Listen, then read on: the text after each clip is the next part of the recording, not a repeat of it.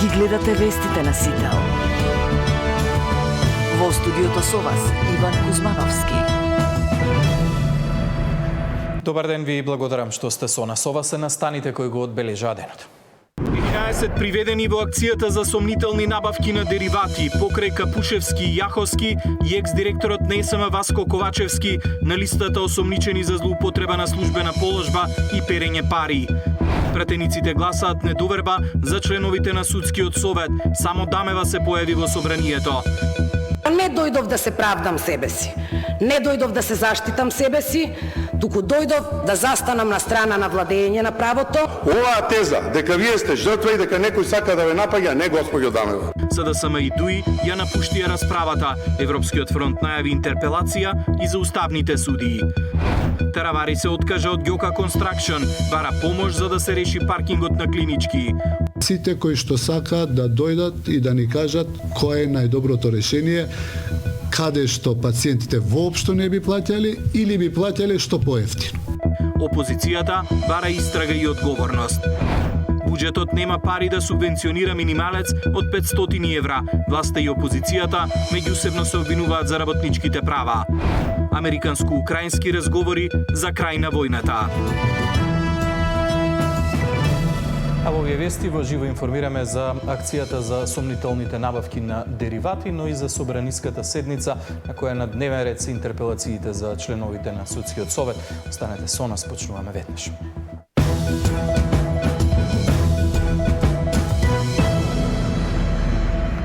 Вкупно 11 приведени во акцијата за сомнителните набавки на деривати. Информациите кои ги споделија истражните органи откриваат мешаност на поранешни функционери. Деталите за оваа акција во вестите ги пренесува колегата Даниел Василев. Даниел, покрај Радко Капушевски и Јаховски на листата осомничени се најде и поранешниот директор на ЕСМ Васко Ковачевски. Кој се е на оваа листа и дали некој од нив веќе е изведен на распред пред судија на претходна постапка? Добар ден, Иван. Јас се наоѓам пред кривичниот суд, каде што се уште очекуваме овие 11 мина да бидат спроведени пред судија на претходна постапка. Инаку во постапката опфатени се вкупно 13 лица, меѓутоа Васко Ковачевски, поранешниот директор на Електрани на Северна Македонија, не е достапен. Исто така и едно од овие лица веќе е во притвор од претходна постапка, така што ги очекуваме другите 11 мина да бидат спроведени во судот. Практично и со нивното спроведување во судот очекуваме да добиеме и малку повеќе детали од основното јавно обвинителство за гонење на организиран криминал и корупција, каде што ќе треба да соопштат зашто точно се товарат овие 13 осомничени. Меѓутоа, од оние информации кои што ги имаме досега, МВР веќе поднесе кривична пријава до основното јавно обвинителство за гонење на организиран криминал и корупција, и тоа за две дела, односно за злоупотреба на службена положба и овластување, како и за перење пари. Инаку во претресите кои што беа направени вчера, пронајдени се документација, околу 1500 парчиња муниција од различен калибар, запленети исто така се и 2 пиштола, како и 3 патнички моторни возила.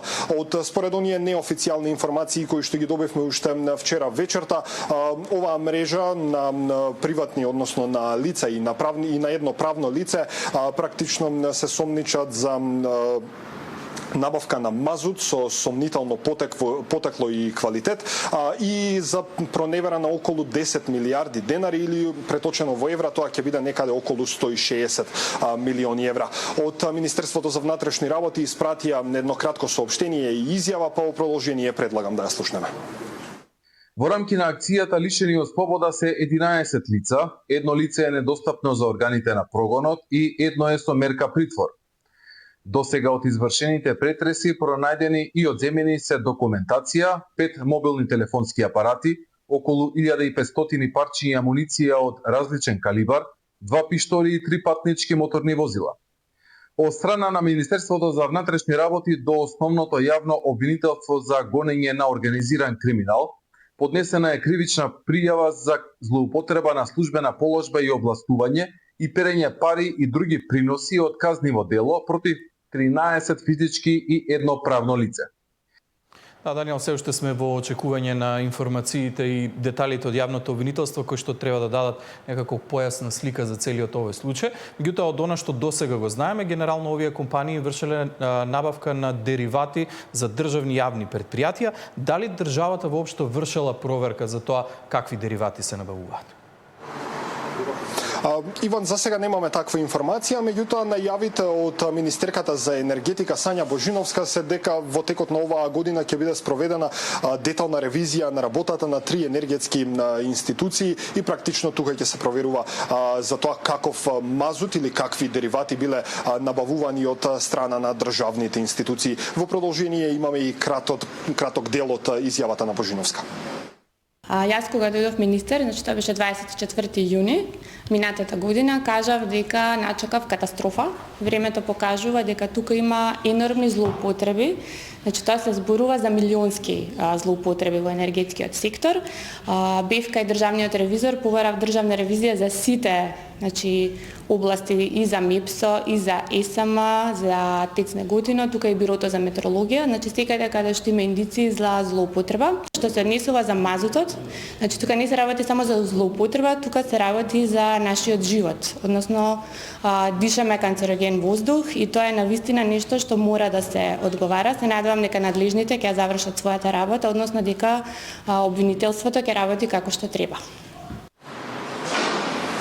Иван, само за крај да споменам дека во текот на денот вршев увид на оние јавни набавки кои што се објавени на Бирото за јавни набавки.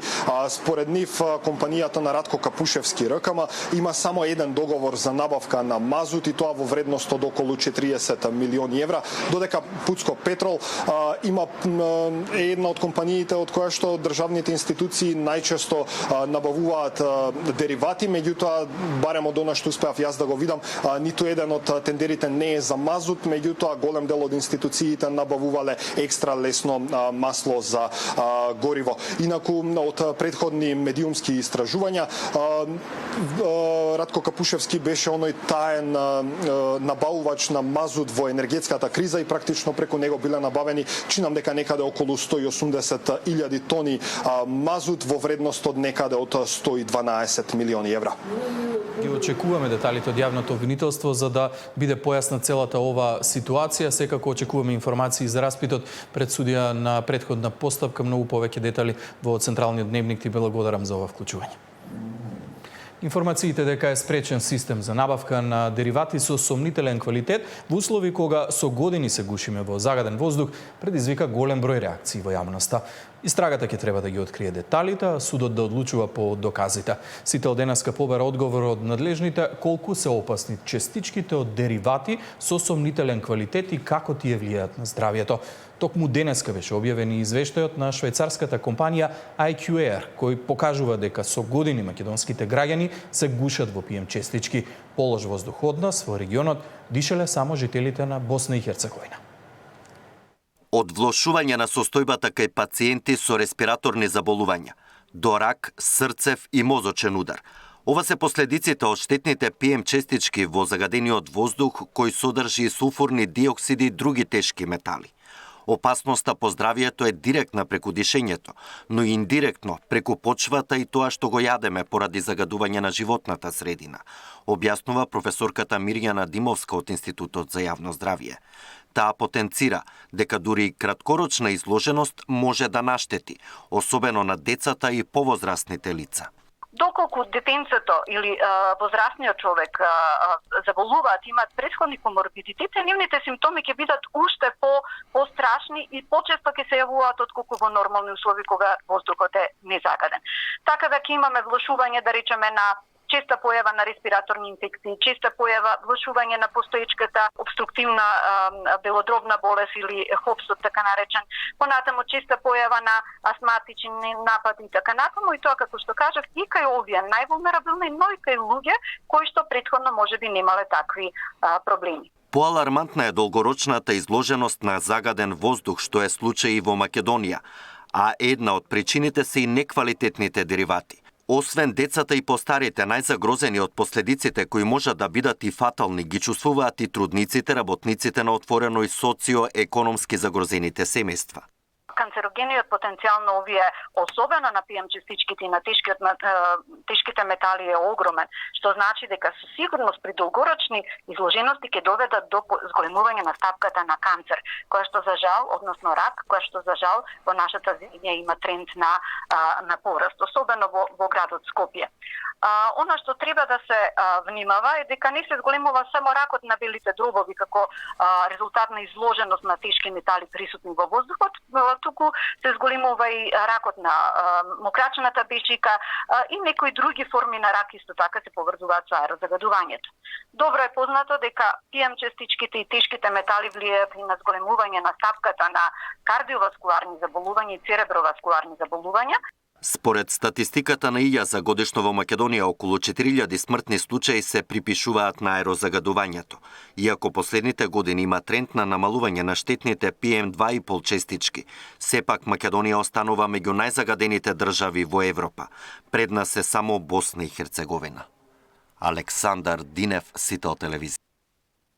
Пратениците гласаат недоверба за членовите на Судскиот совет. Само Дамева се појави во собранието.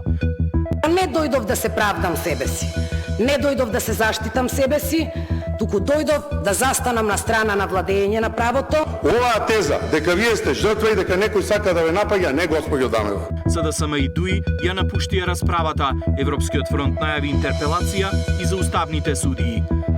Таравари се откажа од Ѓока Construction, бара помош за да се реши паркингот на Клинички. Сите кои што сакаат да дојдат и да ни кажат кое е најдоброто решение, каде што пациентите воопшто не би плаќали или би плаќале што поевтино. Опозицијата бара истрага и одговорност.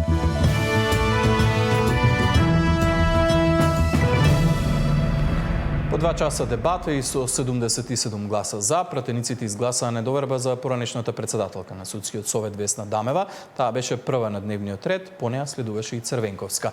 Во заклучоците по гласањето, председателот на собранието Африм Гаши порача дека по ова го губат легитимитетот да продолжат со работа. Седницата следи колешката Катерина Нешкова, ја имаме во живо од собранието. Катерина, поголем дел од интерпелациите веќе помина, со мнозинство гласови беа прифатени од пратениците во салата, меѓутоа имаше различни ставови од политичките партии. Како досега тече расправата? Така, Иван, во овие моменти очекувам да се случи и петата интерпелација, односно да завршат сите поднесени интерпелации за оние членови на Судскиот совет кои што беа избрани од собранието изминативе години. Според власта, ова е прв чекор за расчистување на состојбите во правосудството, реформа, кадровска реформа, по која ќе следи системска реформа, како што најавија. Интерпелациите сами по себе, како што знаеме, не значат и разрешување. Тоа е поинаква постапка која што се спроведува особено за членовите на Судскиот совет, но според власта ово е доволен аргумент за тие сами да си заминат од функциите. Впрочем, и во самите заклучоци по интерпелациите стои дека тие веќе се непогодни за вршење на функцијата член на Судскиот совет и ваквите заклучоци ги имаат доставено и до председателот на државата, меѓутоа и до самиот Судски совет. Неизвестно е дали членовите на пете члена на Судски совет ќе ги почитуваат ваквите заклучоци на мнозинството, кој што всушност им ја даде првично довербата во минатиот пратенички состав за да станат членови, а сега пак им ја одзема. Но она што е јасно е дека дебатата во собранието се одвиваше најмногу за првата интерпелација, за екс-председателката на Судскиот совет Весна Дамева, и тука се кажаа главните клучни аргументи за и против самите интерпелации. Како што споменав, за власта ова не е судење на судството, како што рекоа, туку е расчистување со сите оние негативни состојби кои што довеле до 2% доверба и дека токму овие членови на Судскиот совет всушност придонеле за ваквите состојби, бидејќи носеле контроверзни одлуки во рамките на својата работа во однос на именување, разрешување на суди, па дури и водење на дисциплински постапки кои што често завршувале само со, како што рекоа, благи казни за судиите за кои што била утврдена одговорност. Еве дел од аргументите на власта. Судската власт ја вршат судовите. а не судскиот совет. Секој обид на членовите, чија што интерпелација се бара да се поистоветат со судската власт и со судиите, е надвор од Уставот и законот. Точно е дека работата на судскиот совет има влијание на сите аспекти на судската власт, па и ние за тоа влијание на аспектите на судската власт токму и денес зборуваме. Како што можам да забележам, во овие моменти веќе изгласана и петата интерпелација, и тоа со над 70 гласа. Впрочем, сите интерпелации се гласаат со гласовите на ВМРО, ДПМН, Евлен, Знам и на опозицијската левица. Левица и претходно утринава го искажа својот став дека е за системски реформи во судството, но сепак дека ќе ги поддржи ваквите интерпелации, за разлика од останатата опозиција на СДСМ и ДУИ, кои што се изјаснија дека за нив е неприфатлив ваквиот начин на смена на членови на судскиот совет. Тие ги скажаа своите аргументи пред собраниската седница, меѓутоа не учествува во гласањето, односно ја напуштија собраниската сала. Најпрвен СДСМ, а потоа и Врети. Еве дел од ставовите на двете страни, особено имајќи предвид дека ДУИ, иако не гласаше за овие интерпелации, најави по оваа пракса, по оваа аналогија, интерпелации за судиите на Уставниот суд, бидејќи не им се допаѓале одлуките кои што во последно време ги носеле. Еве ги изјавите. Поднесените интерпелации како механизам за политичка контрола на собранието над субјектите кои што ги кажав претходно, кои што се цитирани во овој член, е преседан и недозволен акт во една демократска држава.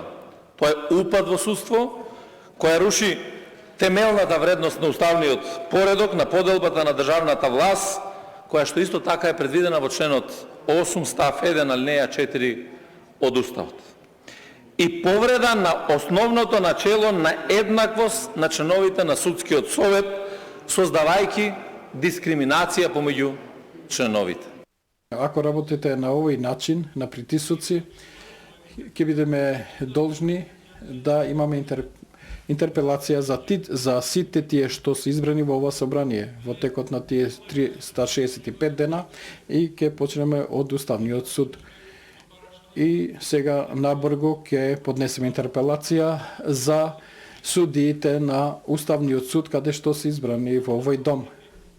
Значи тие го допираат тоа што е недопирливо. Значи тие допираат каде што никој таму не смее да допира, тие го допираат договорот каде што е гарантиран од меѓународна страна. Да, Катерина, 5 интерпелации беа на дневниот ред. Се работи за членови на судскиот совет кои што се избрани во собранието. Сите 5 поминаа, на сите 5 им изгласана недоверба, но од она што го видовме пред пратениците се појави само поранешната председателка Весна Дамева. Какви се низините ставови и позиции? Да, Иван, според процедурите, членовите за кои што на судскиот совет и сите функционери на кои што им се поднесува интерпелација имаат право на писмен одговор. Тоа го искористија сите 5 членови на судскиот совет, но имаат право и да дојдат на самата седница и да ги кажат своите аргументи. Тоа го стори само Дамева. Таа рече дека тука не е за да се брани или да ги брани своите одлуки во судскиот совет и својата независна работа, туку да го одбрани, како што вели, владењето на правото и да покаже дека независно действувала, независно од која власт била избрана.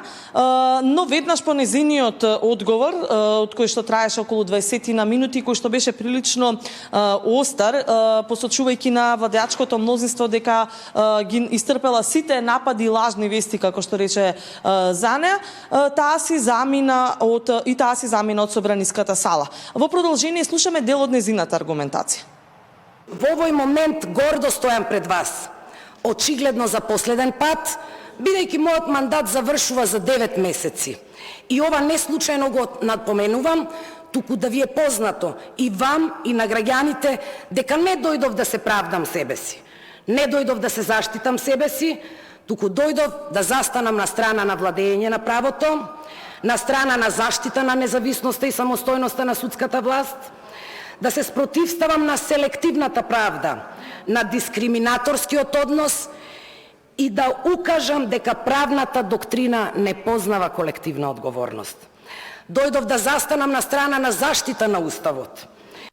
Единствено од се што ми се става на товар, прифаќам одговорност само во делот дека не сум била најдобриот избор за член на Судскиот совет и не сум подобна. Точно е, почитувани пратеници.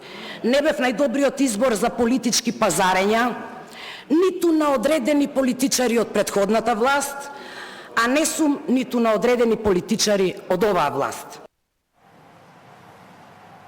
Така, ова беше изјавата на Дамева. Слични аргументи претходно во изјава пред Судскиот совет имаше и незината колешка Чочарова. Она што е битно е дека собранието веќе ја заврши својата работа и изгласа недоверба на 5 члена. Заклучоците и гласањето, како што веќе споменав, собранието ќе ги испрати до претседателката Силјановска, но и до Републичкиот судски совет.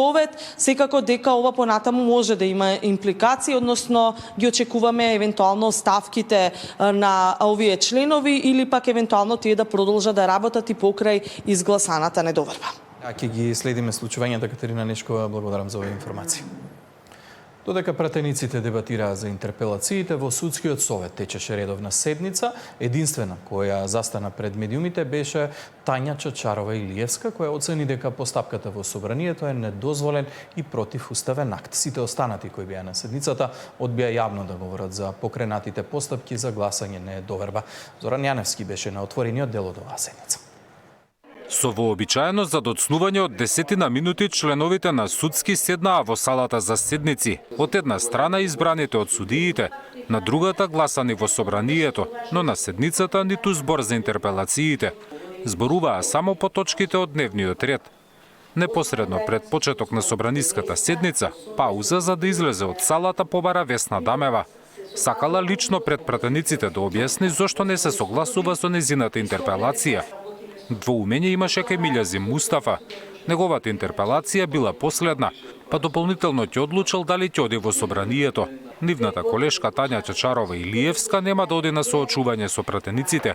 Вели интерпелацијата за член на Судски совет е неуставна и недозволена. Уставот посветил доволно одредби во членот 104 и 105 заменети со амандман 28 и 29, точно се уредени клучните прашања што се однесуваат за Судскиот совет, децидно доразработени во Законот за Судски совет и пратениците за жал немаат уставно право на ваков чин. Чочарова Илиевска подсетува дека извештајот за работата на Судски не бил изгласани во 2016 година, но како што вели тогаш никој не побарал интерпелација. Поради тоа сегашната состојба ја смета за преседан. Е повредено и основното начело на еднаквост на членовите на Судски совет. Законот за Судски совет не прави разлика помеѓу членовите во зависност од тоа дали се избрани од редот на судиите или од редот на или се избрани од собранието. А со тоа се прави дискриминација помеѓу членовите на Судскиот совет, што е недозволиво. Ниту поранешната председателка Црвенковска и заменикот Селим Адеми не одат на собраниската седница каде се разгледуваат интерпелациите на членовите на Судскиот совет. Иако се избрани во законодавниот дом, велат дека нивната работа и одговорности ги регулира Законот за Судски совет. Каква и да е одлуката на собранието, велат немаат намера да поднесат оставки од функциите. Зоран Јаневски, Сител телевизија.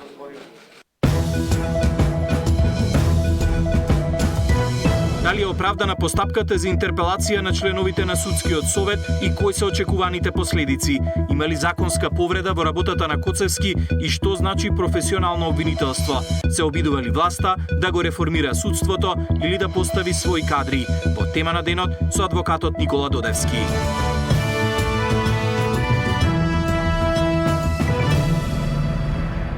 Министерот за здравство Арбен Таравари се откажа од Геока Констракшн и ги повика сите кои имаат идеја да предложат начин за надминување на проблемот со паркингот на Клинички.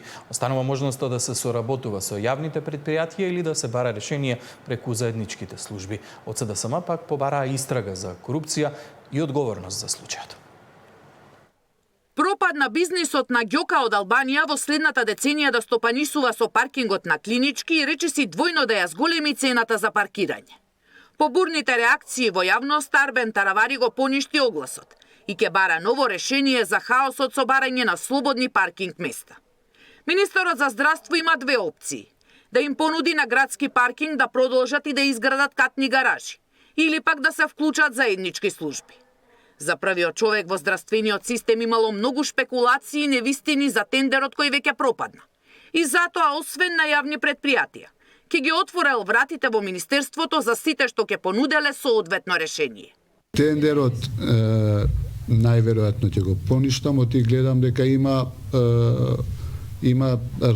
разни шпекулации, а оставаме простор дека сме транспарентни и отворени за сите кои што сакаат да дојдат и да ни кажат кое е најдоброто решение, каде што пациентите воопшто не би плаќале или би плаќале што поевтино. Освен реакции во јавноста за зголемување на цената за паркирање, критики имаше и за самите услови од тендерот, каде државата ќе добиваше само 1% годишно од профитот на ѓока. Физибилитетот не го направивме ние. Го најдовме, тоа беше готово од 2022 година. И по тој физибилитет ние го објавивме огласот. Бидејќи тоа ни беше една од 5-6 топ приоритети барем за клинички центар. Договорот со ѓока ќе беше јавно-приватно партнерство, а компанијата требаше да изгради 2 катни монтажни гаражи. Но не стигна до подпис, а од опозицијската СДСМ бараат и покрај поништувањето некој да понесе одговорност. Сега, откако се фатени живи и скандалот изби во јавноста, од владата најавуваат дека немало да го потпишат овој договор. Не е доволно сега само да не се потпише договорот. Мора да има истрага за корупција и да има одговорност. Мора да постапат ДКСК и јавното обвинителство. Паркингот во Клинички е болна точка за пациентите со децении. Секојдневно има хаос во потрагата за место за паркирање, каде граѓани вртат кругови со саати и притоа каснат на закажани термини за преглед. Сања Димитровска, Сител телевизија. Каква е подготвеноста и ефективноста на системот за справување со болеста африканска чума кај свињите при евентуална нејзина појава, но и кои мерки треба да се преземат за негово подобрување, се дел од прашањата на кој во рамки на симулацијската вежба за болеста африканска чума кај свињите денес и утре во Велес, во Башино село одговори ќе бараат експерти од Европската унија и од Македонија, представници од Агенцијата за храна и ветеринарство и од други институции, невладени здруженија и федерации. Токму овие 2 дена ќе бидат основа за тоа како треба да се дефинираат и реализираат идните постапувања при евентуална итна криза или вонредна состојба при појава на болеста која го загрозува здравјето или благосостојбата на животните и представува закана не само за питомата, туку и за дивата популација свињи, за што бевме сведоци во минатото, рече на денешното отворање на вежбата во Велес, директорот на АХВ Оливер Миланов. Симулацијската вежба ќе биде основа за развој на стратегија за контрола на домашната и дивата популација свињи, како и за креирање на новиот концепт на национален план за итни мерки и оперативен приречник за болеста африканска чума кај свињите.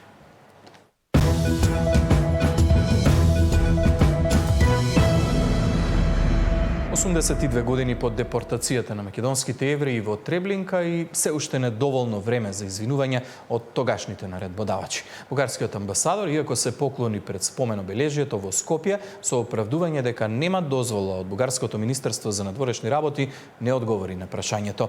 И годинава на одбележувањето присуствува оние малкумина кои биле спасени од смртта. Во Скопскиот монопол, местото од каде тргнаа на патот кој не се вратија, се одбележа 82 години од депортацијата на 7144 македонски евреи во логорот на смртта Треблинка. Да се покаже светска солидарност во сеќавање на жртвите на Холокаустот и решителност во справување со сите зачетоци на антисемитизмот, побара од еврејската заедница. Никогаш повеќе по калдермата на градовите на брегот на Драгор, Отиња и Вардар нема да чекорат евреите, Марија, Пепо, Жоли, Бесале, Давид.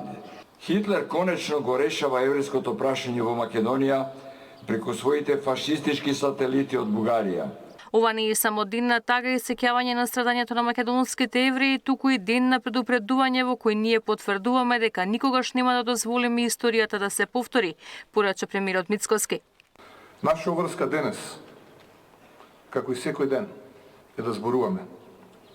Да не дозволиме мракот повторно да завладе. Да не дозволиме нови генерации да пораснат без да ја знаат вистината. Бугарскиот амбасадор во земјава се поклони пред споменикот, но не сакаше да се извини за наредбата на тогашна Бугарија за депортацијата на македонските евреи. За вас поставува овој ден Нажалост, не можем, немам досад од министерство, не сум спремен за тоа. Ви благодарам. Биенвенита Бехара е едно од ретките кои имале среќа да не бидат качени на возот на смртта. Како 4-годишно девојче спасено од македонско христијанско семејство, на 13 години дознала дека е еврејка, но и дел од мачната судбина на незиното семејство. Иако живее во Телавив, секоја година доаѓа да се поклони пред споменикот во некогашниот монопол. 43 година ме спасива содружници на татко ми. Татко ми пријатели, работели заедно. И растев као христијанка овдека. Дававме пари, ме праќаше у еврејската заедница да давам за евреи кои останали без родители, деца. Вашето семејство е... Све е загинато во Треблинка. Македонија изгуби најголем процент на евреи споредбено со која било друга земја во светот, односно речиси 98% од нив биле погубени во текот на Холокаустот, а само 200 македонски евреи преживеале до крајот на војната. Венци цвеќе пред споменикот на македонските евреи положија делегации на државниот врв, верските заедници, амбасадори и граѓански здруженија. Ивана Соколовиќ, Најдова, Сител телевизија. За интерпелациите на членовите на Судскиот совет, постапката за разрешување на јавниот обвинител, дали ова реформа или партизација на системот, во тема на денот вечерва ќе разговарам со адвокатот Никола Додевски. До 19 часот останете со Сител. Пријатно.